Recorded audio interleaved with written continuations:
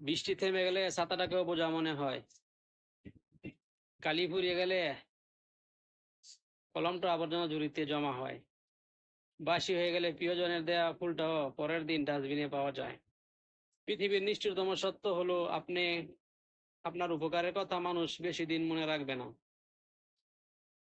জীবনের সবচেয়ে নিদারুণ বাস্তবতা হলো কার কাছে আপনি কতদিন গুরুত্ব পাবেন সেটা নির্ভর করে কার জন্য কতদিন কিছু একটা করার সামর্থ্য আছে তার উপর। এই বাস্তবতা আপনি মানলেও সত্যি, না মানলেও সত্যি। আজ সকালে যে পত্রিকার দাম 10 টাকা, একদিন পর সেই একই পত্রিকা 1 কেজির দাম 10 টাকা।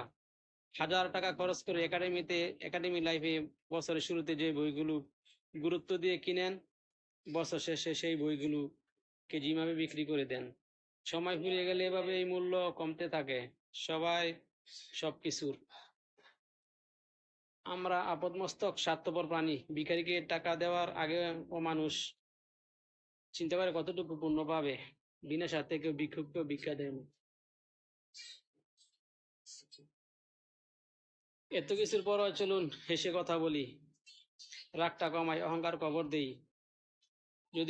যদি সুখী হতে চান তবে প্রত্যাশা কমান। আপনি কার জন্য কিছু করে থাকলে সেটা চিরতরে ভুলে যান, কারণ সেটা যতদিন আপনি মনে রাখবেন ততদিন সেটা আপনাকে অহংকারী করে তুলবে।